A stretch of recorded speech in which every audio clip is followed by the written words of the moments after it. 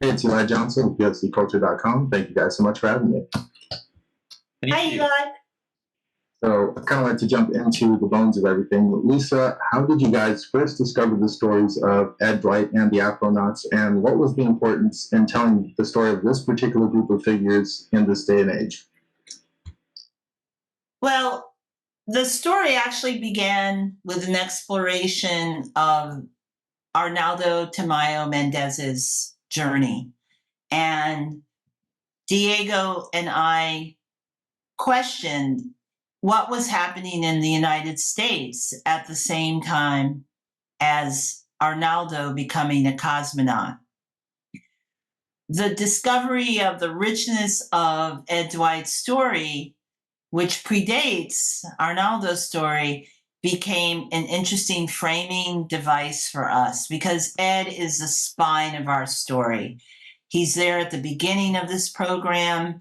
He has this interesting interaction with political and cultural history, and he is beloved by everyone who has followed after him.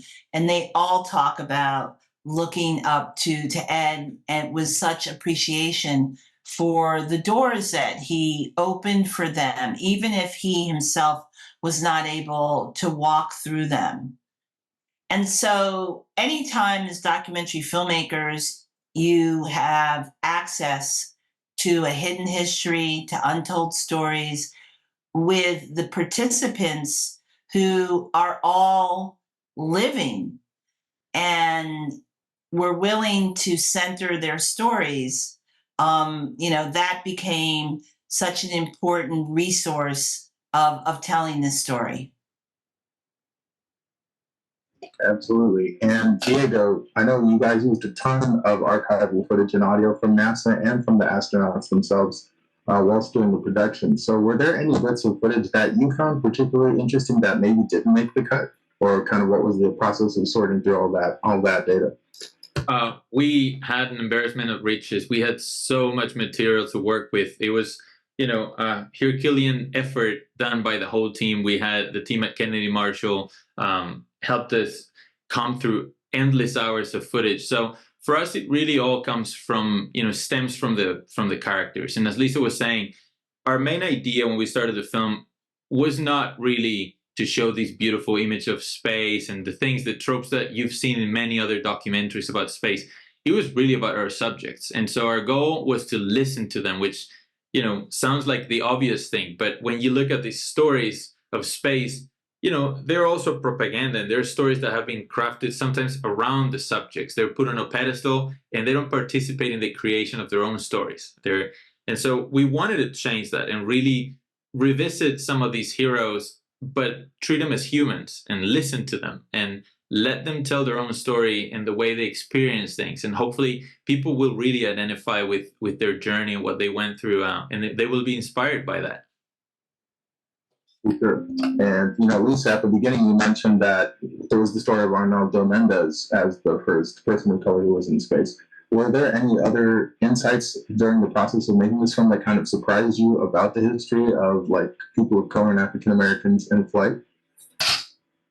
I wouldn't say so much about in flight, but what was just so interesting for us was to learn about the Afronauts, as they have named themselves. This community that came together quite strongly when Victor Glover was in space during the Derek Chauvin trial. And he was there for a total of 6 months. And there was a lot of isolation and certainly angst for what was happening on the earth.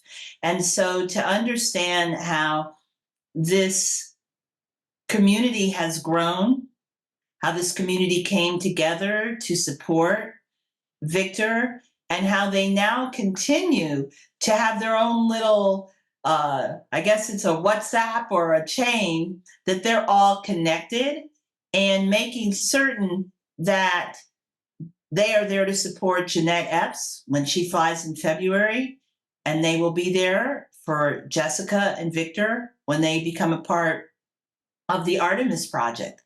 So I think having insight into this community and how deeply they all care for the success and well-being of one another. It was a great revelation. Sure. And, having seen the film, it was really a beautiful thing. I feel like a whole generation of kids are going to be coming up watching this film are probably going to be inspired to do like the same thing, if not even like greater feats, just off of the strength of knowing the history, knowing the heritage, knowing the legacy of all these great men who kind of came before. So thank you guys for putting this absolute masterpiece of a film together, and congratulations on the film. And thank you so much for your time today. Thank you, Eli. Thank you, Eli. Hello, Eli. How you doing? Hello.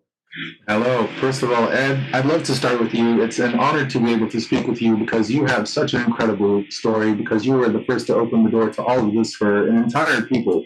So I wanted to go back to that definitive moment in time.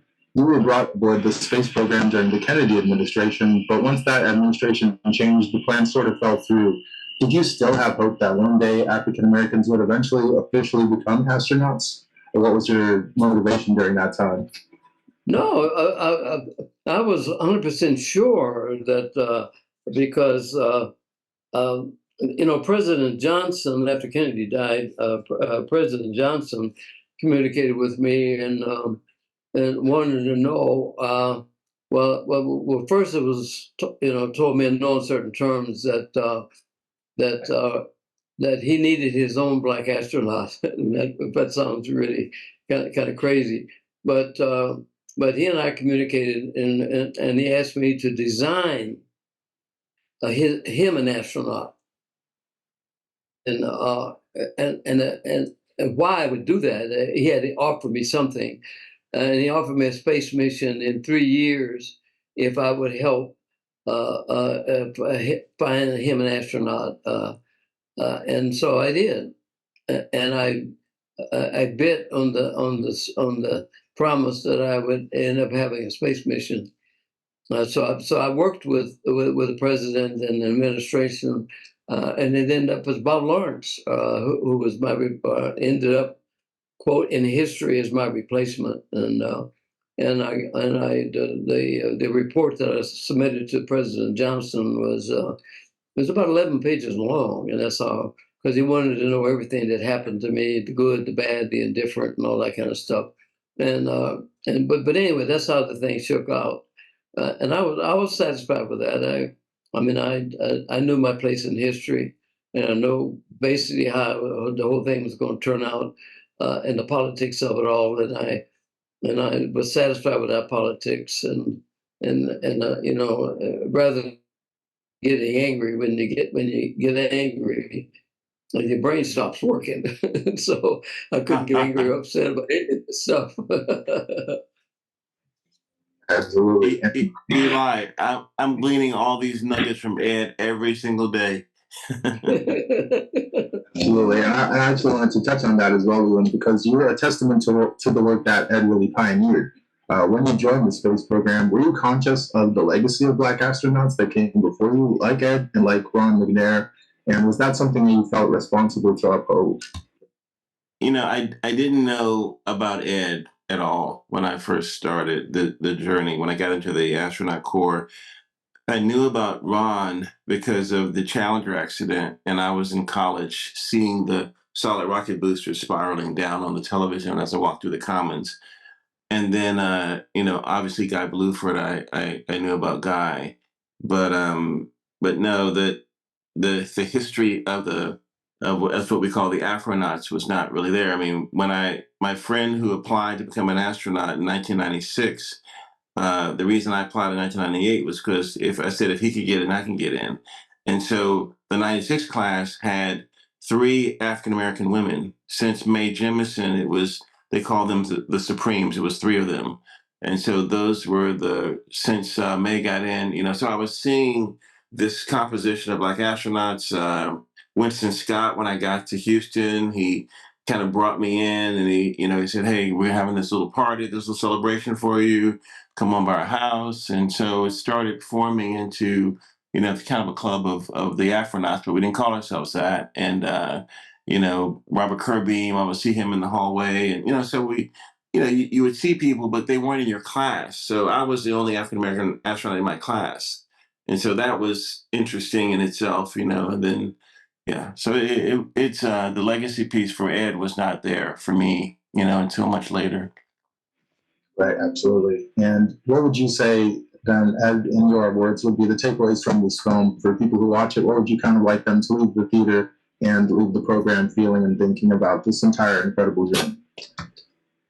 Well, this is the most fantastic exercise because when they came to me to do this movie, I had done a lot of movie podcasts and stuff in the past, and I never gave the movie any credibility, mainly because of how I was treated in these other little segments. But they were just little tidbits and stuff.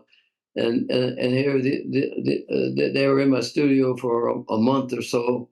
And to allow me to tell the story the way it really shook out.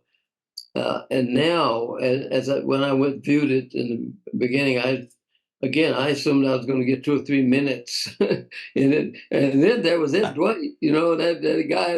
We don't know where he is now, but he was there. Versus being an integral character in the movie with credibility and humility and all the things that you require for success, and the story was told nobly and truthfully, and with great amount of dignity, and it allowed me to have a really solid place in history. Because the movie has legs, I believe. When people, because everybody that sees it is, first of all, shocked about it. Who the hell is Ed Dwight? And so, and where did they find, what rock did this dude come out from under? And to have it expressed the way it was, but put on a national level and how it affected and shaped things that were going on nationally. And that's what's good about this thing. It puts everything in context. And it gives me a life, and it gives me a limited amount of power and persuasion to say things that make sense and to develop a following. I had a following for those who knew me, but I'm talking about a broad following of people who would say, hey, that guy needs to be listened to, and he needs to be honored a little bit, because we don't know how he did that. You know what I mean? Because they had their own experiences to my experience, and that's what the thing is all about. And they've done an incredible job with this movie to tell the whole story and put my place in history where it belongs, I guess. Absolutely. Well, I got a chance to see the film. It's truly incredible, truly inspiring, and I'm just in awe and inspired by each and every one of you guys, the Afronauts, who are able to make this possible. So thank you so much for your time, and congratulations on the film. Thank you, Ryan.